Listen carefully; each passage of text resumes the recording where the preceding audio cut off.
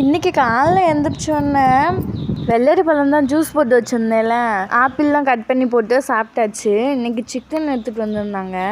சிக்கனை கிரேவி மாதிரி ரெடி பண்ணலான்னு சொல்லிட்டு தக்காளி வெங்காயம்லாம் அரிஞ்சு வச்சுருந்தேன். கொஞ்சம் கூட தண்ணியை விடாமல் வதக்குவோல, அந்த மாதிரி வதக்கி எடுத்துக்கலான்னு ரெடி பண்ணிகிட்டு இருக்கேன்.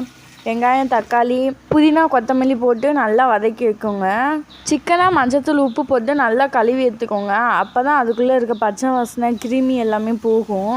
இஞ்சி பூண்டு போட்டு நல்லா வதக்கோங்க. இஞ்சி பூண்டு வாடை நல்லாவே போயிடணும், அப்போ தான் நல்லாயிருக்கும். இந்தளவுக்கு நல்லா வதங்கின பின்னாடி சிக்கனை எடுத்து கொட்டிக்கலாம்.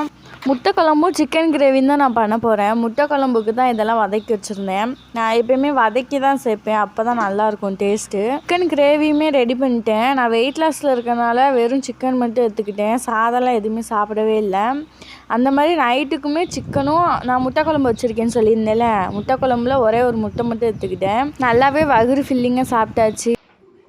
இது அடுத்த நாள் காலையில் பச்சை பயிறு தான் வேக வச்சு அவிச்சு எடுத்துருந்தேன்.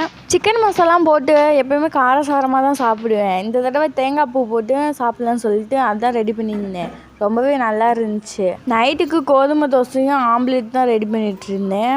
இப்போலாம் வெயிட்டு 72க்கு கீழே குறையவே மாட்டுது. ஒரு 5 நாளாகவே 72லேயே தான் மெயின்டைன் ஆகிக்கிட்டு இருக்கு. கொஞ்சம் கவலையாக தான் இருக்குது. என் ஹஸ்பண்டுக்கு சாதம் வடித்து சாம்பார் வச்சுட்டேன். ஆனால் வெஞ்சனத்துக்கு தான் எதுவுமே பண்ணல. அதனால் ஒரு ஆம்லேட் போட்டுட்டு எங்கள் அம்மா ஊர்லேருந்து வத்தை கொடுத்துட்ருந்தாங்க, அதை தான் வதக்கி கொடுத்தேன்.